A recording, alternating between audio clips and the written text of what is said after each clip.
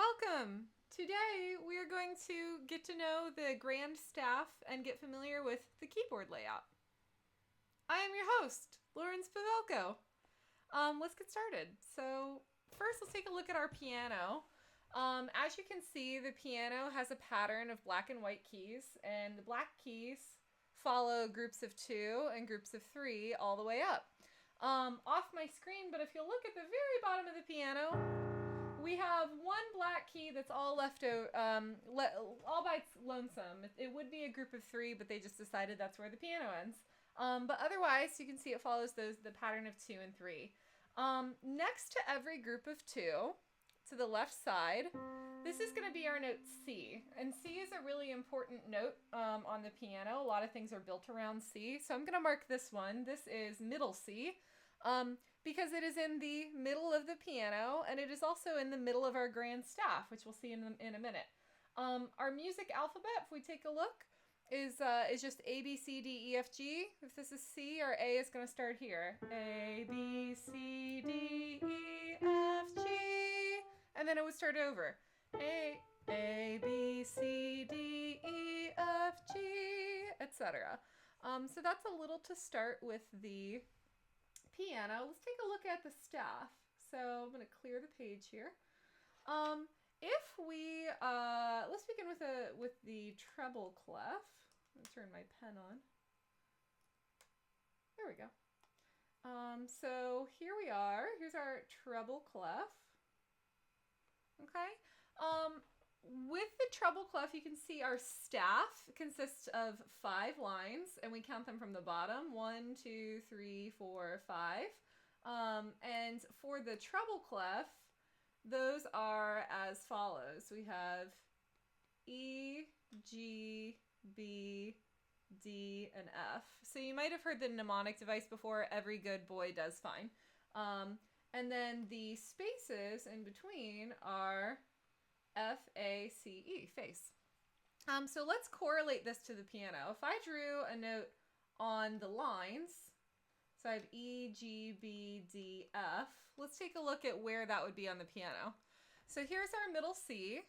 The lowest line on the treble clef is E. So this would be E. And then when we go line to line on the treble clef or the bass clef, we're doing a skip. So we're going to skip a note and skip a key. So this would be E, G, B, D, F. So these are the 5 lines on the treble clef. And then if we go back and take a look at the spaces, let's look at our space notes. Whoops. That would be these 4. Move this over. F, A, C, and E. On the piano here again, that would be these ones. F, which is next to the group of 3. F, A, C, E. So those are our space notes. If we're going line to line or space to space, you'll see that we're skipping over letters, right? And we're skipping over keys. And if we're playing at the piano, usually we're skipping over fingers. So again, if I played F-A-C-E, then probably I would move. Yep, so I'm skipping fingers there. So that is the treble clef. Let's take a look at the bass clef. So I'm going to back up here. So right below it, let's take a look at the bass clef. So the bass clef is for our lower range. And the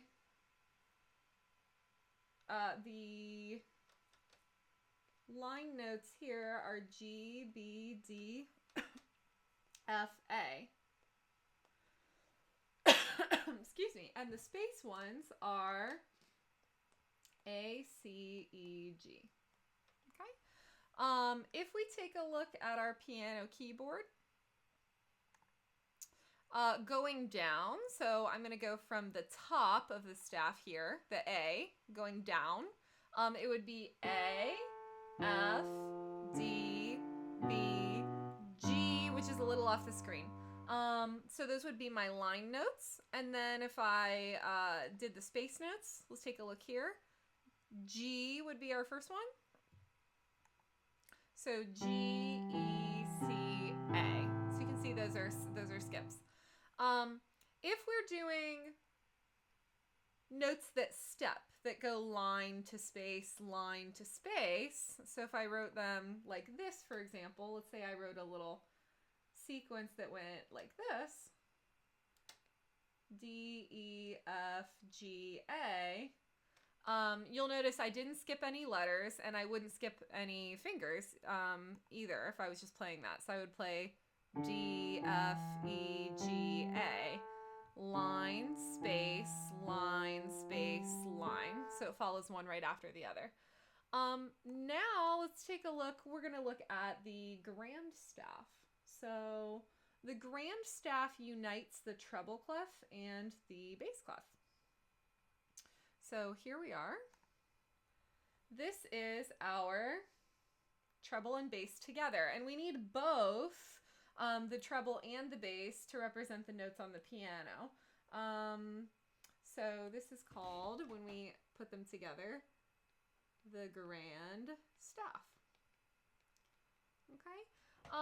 Now, we said before, if we took a look here, this line at the bottom would be E. If I wanted to find that middle C, I need to extend my staff a little bit.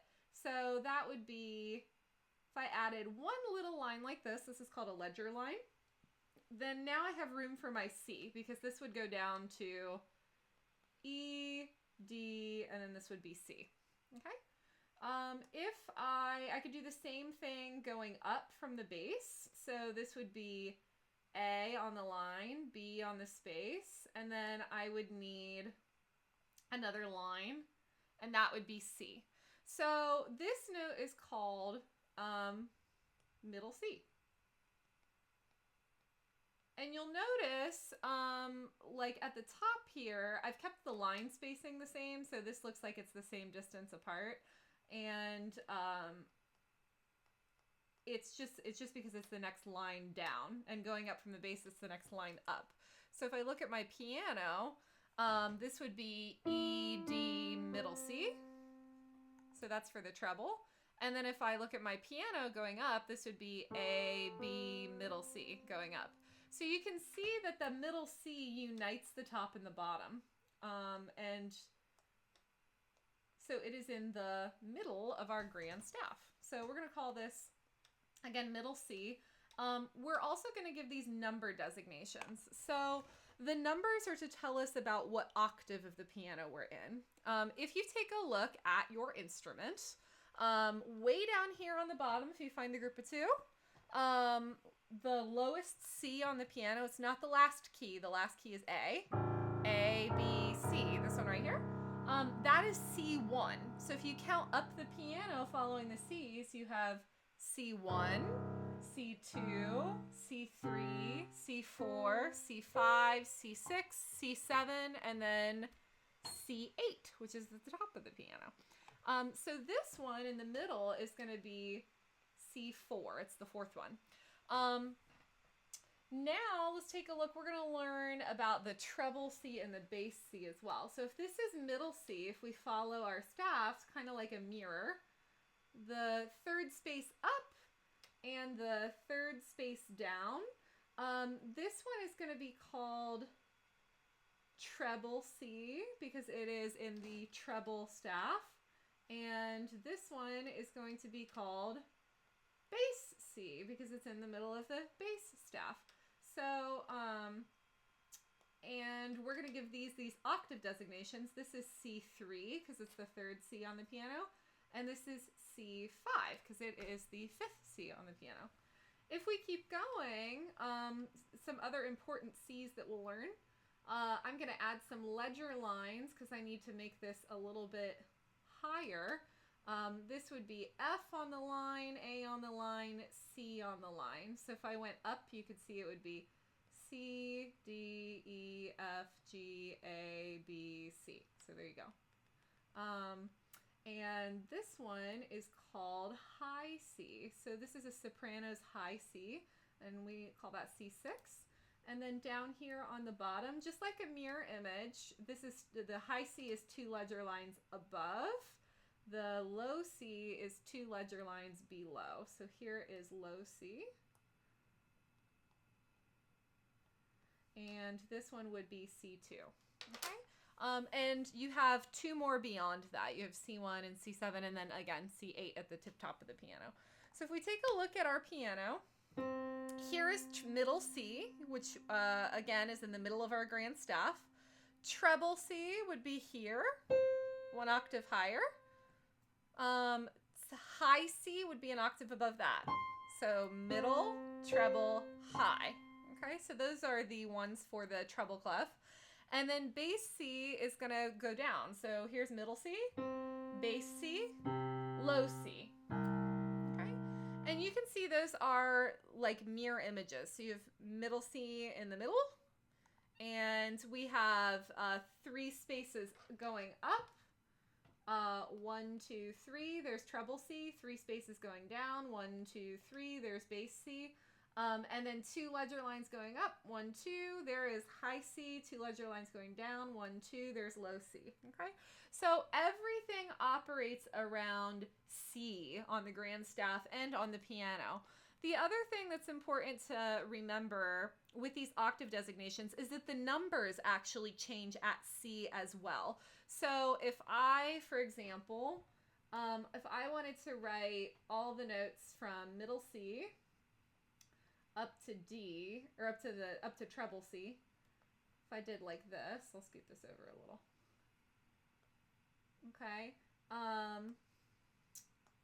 Then all of this would be C4, D4, E4, F4, G4, A4, which is A440 that the orchestra tunes to, B4, and then this would become C5, right? That's where the number changes.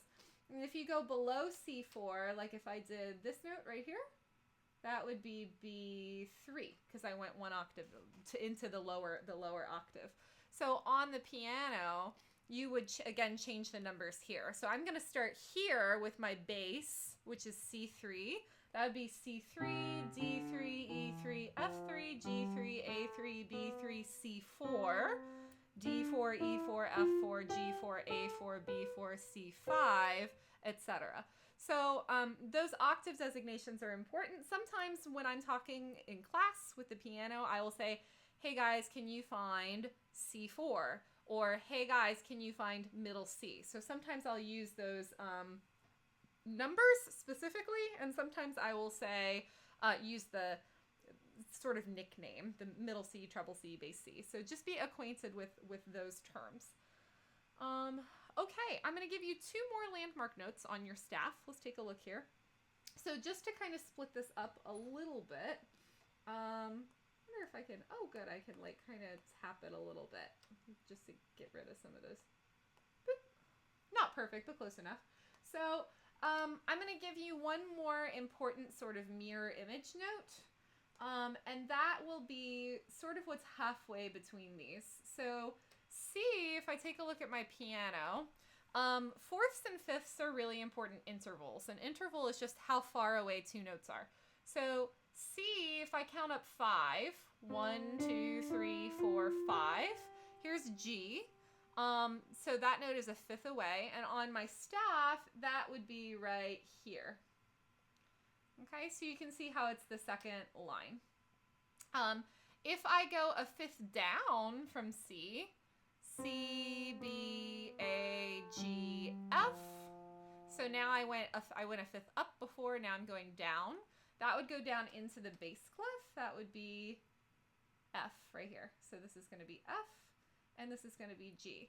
Now, the reason I'm pointing these notes out is because these notes are how the clefs actually get their name. So I'm going to make that super clear just on a clean staff. So let's take a look. If you look at the treble clef, once upon a time, this used to be called the G clef because you can see there's kind of a letter G inside of there. And so the line that it wraps around, this is telling us that this is this note G. And similarly, the bass clef used to be called the F clef. So you can kind of see a letter F right here. And that is showing us right here that this note is F. So the clefs orient us to the staff, and they show us kind of where a starting note is and then how all of the other notes are organized around them. And then, again, just to fill it in, you'd have C here, C here, that's the same C. And then you would have treble C and bass C. So you can see how it makes sort of this mirror image around middle C. So that is our introduction to the grand staff and how we map those notes to the piano keyboard. I'll see you in the next video.